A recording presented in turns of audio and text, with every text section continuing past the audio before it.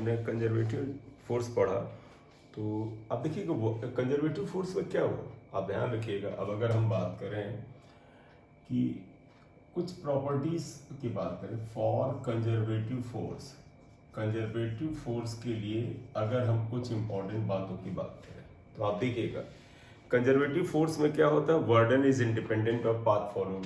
तो पहला पॉइंट हुआ वर्क डन इज इंडिपेंडेंट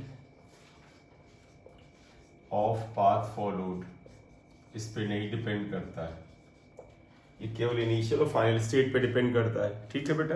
इसके अलावा अगर आप कंजर्वेटिव में ध्यान रखिएगा, एक चीज ध्यान रखिएगा, जैसे पेन है ये इस जगह पर है, अगर मैं यहां से उठा के यहां तक ले जाऊं तो मैंने वर्क क्या किया, mgh, या ग्रेविटी फोर्स के अगेंस्ट वर्क क्या हुआ, -mgh। क्यों? क्योंकि ग्रेविटी नीचे लग रहा है, डिस्प्लेसमेंट ऊपर, एंगल 180 -mgh। अब मैं इसको अगर ऊपर ले गया तो मुझे वर्क जो हुआ -mgh हुआ। अगर मैं इसे छोड़ दूं तो ये नीचे आके यहीं गिरेगा, तो अब वर्क क्या होगा, +mgh। तो यानी कि कंजर्वेटिव फोर्स जो ग्रेविटेशनल फोर्स है, अगर हम जहां से उठाए यहां ले गए और वापस यहां ले आए तो हम इसे कहते हैं जहां से शुरू किया वहीं खत्म किया। जब जहां से शुरू करो खत्म करो, इसे कंप्लीट राउंड ट्रिप कहते हैं। तो देखो बेटा, ऊपर ले जाने में वर्डन -mgh था, नीचे लाने में क्या हुआ, +mgh हुआ, तो टोटल वर्डन क्या हो गया, 0 हो गया। तो इसलिए ये बड़ा इंपॉर्टेंट पॉइंट है, work done by conservative force in one complete round trip is 0। एक कंप्लीट राउंड ट्रिप में वर्डन 0 होता है। मतलब समझिएगा, जैसे मैंने बताया था ना, मैं यहां से यहां तक ले गया, तो मैं अगर कहता कि जैसे मैंने इस पेन को यहां रखा था, इनिशियल था, यहां ले गया फाइनल था, तो ये इनिशियल पोजीशन थी, मान लीजिए फाइनल पोजीशन थी।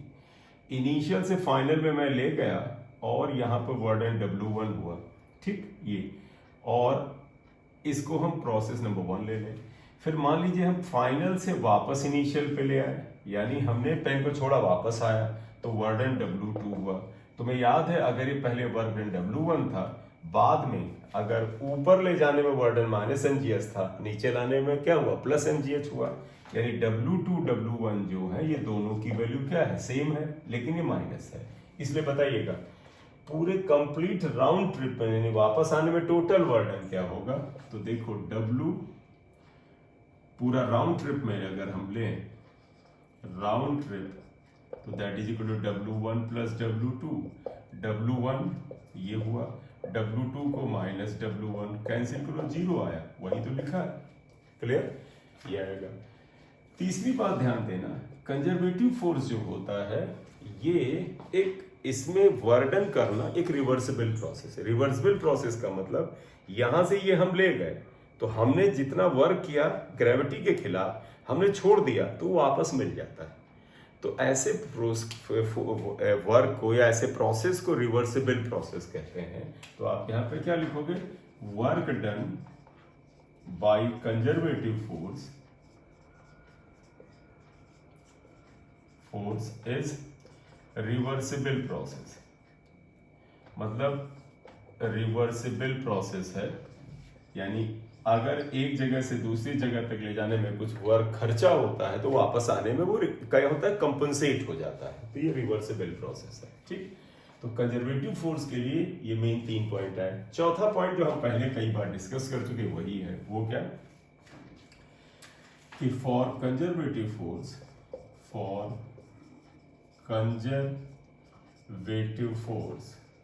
अगर आप लें F इक्वल टू -ΔU/ΔR, ये फार्मूला वैलिड होता है।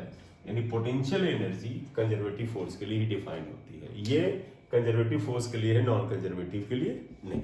तो ये बात आया कंजर्वेटिव फोर्स में। 4 पॉइंट नोट कर लें। फिर अब थोड़ी सी बात हम लोग नॉन कंजर्वेटिव के लिए करेंगे। काइंडली बेटा नोट करो, ठीक है, स्क्रीनशॉट ले लिया होगा, नोट कर लीजिए। ठीक है, अब बात करेंगे नॉन कंजर्वेटिव फोर्स। तो अब बात आइएगा non conservative force. Non conservative forces. ध्यान रखिएगा, अगर इसकी डेफिनेशन की जाए तो आप सीधे कह दो जो फोर्स कंजर्वेटिव नहीं है वो नॉन कंजर्वेटिव है, यानी वर्डन डिपेंड्स अपॉन पाथ फॉलोड। ऐसे फोर्सेस को नॉन कंजर्वेटिव फोर्सेस कहते हैं। If work done by the force depends upon path followed, depends upon path followed, then they are called non-conservative. They are called non-conservative force. ठीक, जैसे example लेना, सारे dissipative forces इसके अंतर्गत आते हैं बेटा, वो फोर्स जिसमें एनर्जी का नुकसान होता है, डिसिपेटिव फोर्स। जैसे एग्जाम्पल लें तो आप कह सकते हैं फ्रिक्शन फोर्स, विस्कस फोर्स,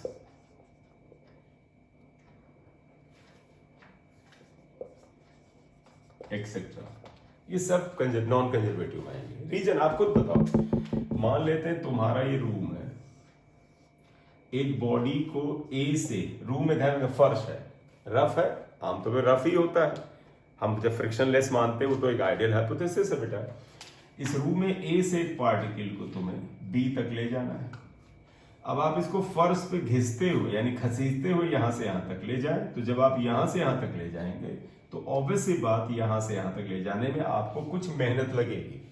तो आप रूम में एक कॉर्नर पे एक बॉक्स रखा है, भारी बॉक्स है, आप उसको धक्का मार करके बी तक ले आए, तो you are working against the roughness friction. अब आप कहो कि नहीं सर इसमें कुछ और वर्क होगा।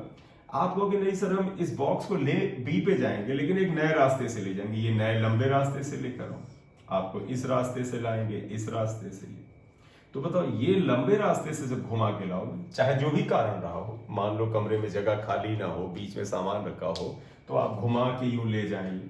अब तो बेटा ए से बी आप इस रास्ते पे लगे, वर्क किया है किसके अगेंस्ट, फ्रिक्शन के अगेंस्ट, क्योंकि फर्श पे रफनेस है। और अब आप इस रास्ते से लाएं तो वर्डन क्या, ये वर्डन सेम होगा? नहीं भैया, इसमें तो हालत खराब हो जाएगी। तो इसका मतलब देखिएगा, ए से बी ही ले जाया जा रहा है, फ्रिक्शन के खिलाफ ले जाया जा रहा है, क्योंकि जब किसी चीज को धक्का मारोगे, खींचोगे तो फ्रिक्शन के खिलाफ ले जाओगे। रास्ता छोटा है, कम वर्क करना पड़ेगा फ्रिक्शन के खिलाफ, रास्ता बड़ा है, ज्यादा करना पड़ेगा। यानी वर्डन जो है पाथ पे डिपेंड करता है, लंबा पाथ ज्यादा वर्डन।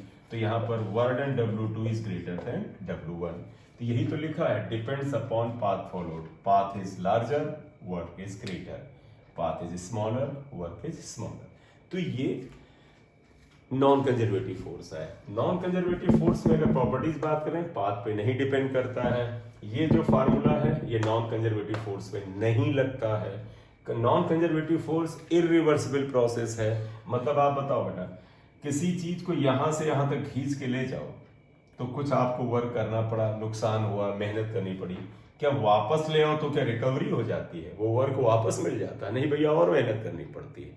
यानी उसी रास्ते से लौट जाएं, इनिशियल से फाइनल पोजीशन पे जाए, फाइनल से इनिशियल आए, तो वर्क वापस नहीं मिलता। ग्रेविटी में मिल रहा था, जैसे ये आप ले गए, आपने ग्रेविटी के खिलाफ वर्क किया, आप छोड़ दिया, खुद ही ग्रेविटी ने वर्क करके कंपनसेट कर दिया। लेकिन यहां नहीं होता है। तो ये ना तो ये पाथ पे डिपेंड करता है, इसमें ये नहीं लगता है, और ये इरिवर्सिबल प्रोसेस है। तो इसमें लिख देना आगे, work done by non-conservative force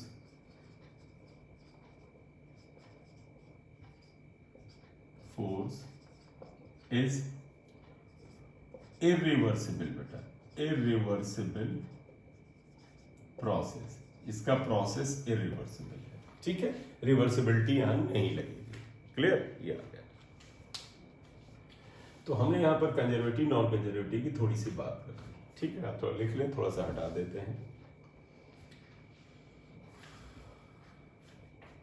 चल, अब थोड़ा सा यहां पर बात करते हैं, work done in pulling the chain. एक चेन को टेबल पे खींचना है तो वर्क क्या करना पड़ेगा? तो बड़ा इंपॉर्टेंट होता है, work done in pulling a chain on horizontal table smooth लेंगे, फ्रिक्शन की बात नहीं है, हॉरिजॉन्टल टेबल या सरफेस। क्लियर? ध्यान रखिएगा, इसका ऐसा मतलब ले रहा है। देखो इसमें सवाल अच्छे खासे रहते हैं। ये एक टेबल है, हॉरिजॉन्टल है, स्मूथ है, फ्रिक्शन जब ना बताया जाए म्यू तो फ्रिक्शन होता ही नहीं है, आप जानते हैं। ठीक है, हमसे बोला ये गया बेटा एक चेन की कुछ लंबाई, मान लीजिए चेन है, इसकी टोटल लंबाई आपको बताई जाएगी और इसका कुछ हिस्सा हैंग कर रहा है, यहाँ पर लटका हुआ है। ठीक, यहां से यहां तक चेन की जो टोटल लेंथ है बेटा वो कुछ है, वो मान लेते हैं एल है। इस चेन का कुछ मास होगा, तो आप देखिएगा length of chain equal to L, यहां से यहां तक। मास ऑफ चेन, इस चेन का मास अगर हमने वो मान लेते हैं एम है। सपोज इस चेन का कुछ हिस्सा हैंग कर रहा है, तो अब कई बार होता है ना, जैसे हम लोग कहते हैं एक चेन का, मैं तुमसे कहूं आधा हिस्सा हैंग कर रहा है, यानी हम कहेंगे 1/2।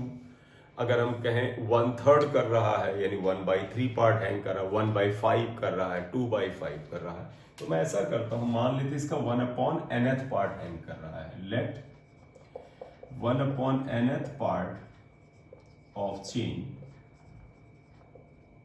Is hanging.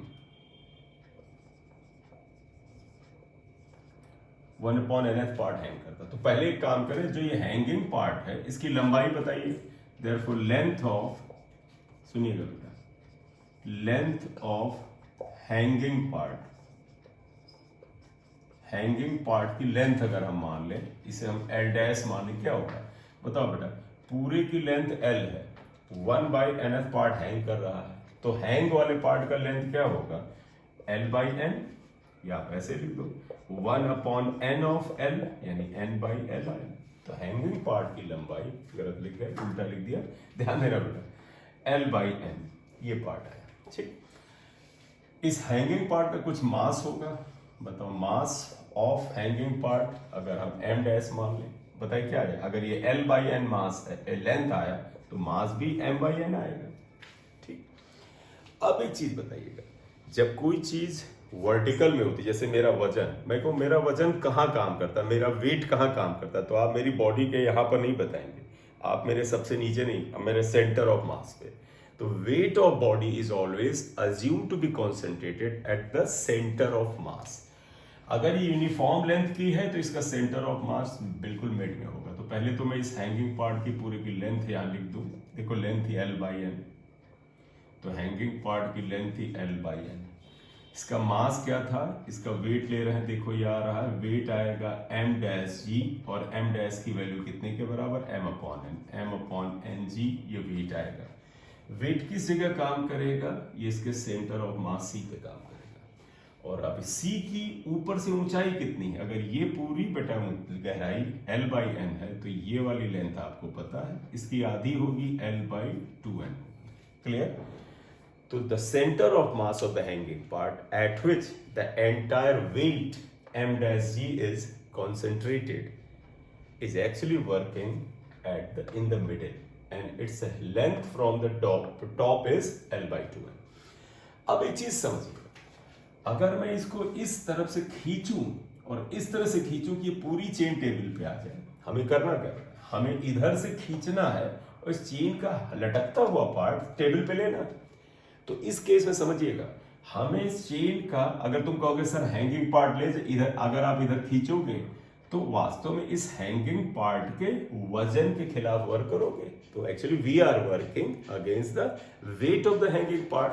तो अगर हम हैंगिंग पार्ट के वेट के अगेंस्ट वर्क करें, तो ध्यान रखिएगा, we are working against the weight of the hanging part, हम उसके खिलाफ काम करें। तो एक बार सुनिएगा, अगर हम इसको इधर खींचें तो इस हैंगिंग पार्ट के वजन के खिलाफ काम करेंगे, लेकिन जब आप इसे खींचोगे तो तुम कहोगे सर वर्डन इक्वल टू होता है फोर्स इनटू डिस्प्लेसमेंट। डिस्प्लेसमेंट ये नहीं होगा, डिस्प्लेसमेंट ये होगा। क्यों? माना ये जाता है कि जब आप इसे खींचते हैं तो अगर आप इसका सेंटर ऑफ मास टेबल पे ले जाते हैं तो आप इसके अगेंस्ट किए गए वर्क को निकाल लेते हैं, बस यही इसका सारा पार्ट है। ठीक है, तो आप देखिएगा, therefore work done in pulling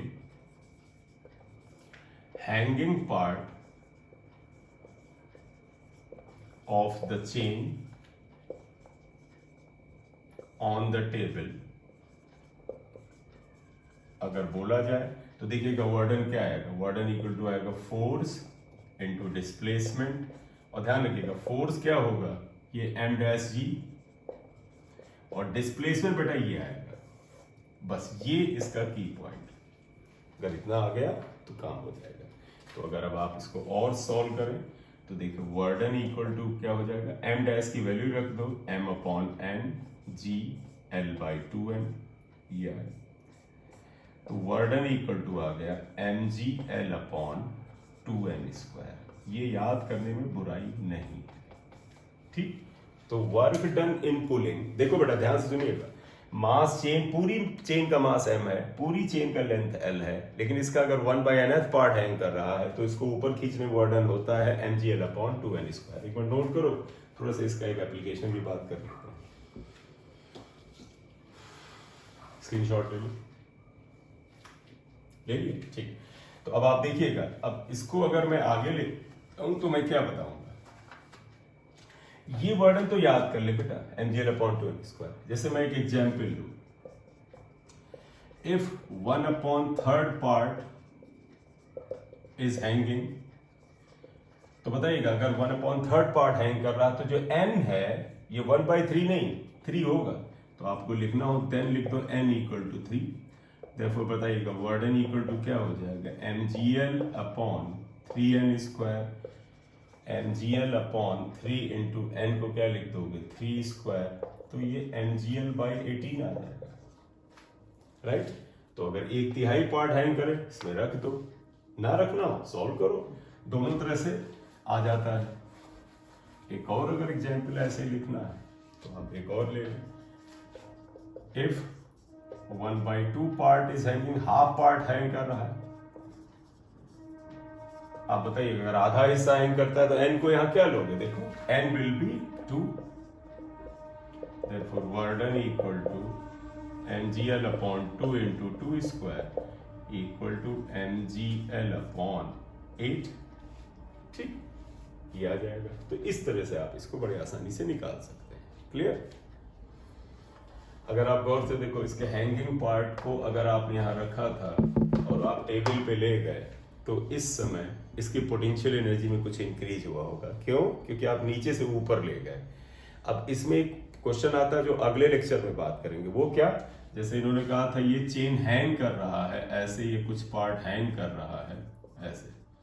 अब इनका मतलब अगर ये चेन का भार ज्यादा है, सरक जाए, तो कहते हैं ये चेन धीरे धीरे सरकती हुई नीचे आएगी, इसकी स्पीड होगी। जब इसका लास्ट एंड यहाँ आ जाए, यानी चेन का लास्ट एंड इस स्थिति में आ जाए, ये चेन नीचे तक चली जाए, तो ये लास्ट एंड बिल्कुल टेबल के ये आ जाए, तो बताइए चेन की वेलोसिटी क्या है। इसको अगले लेक्चर में करते हैं कि what is the velocity of the chain if the last end of the chain is leaving the table, ठीक है।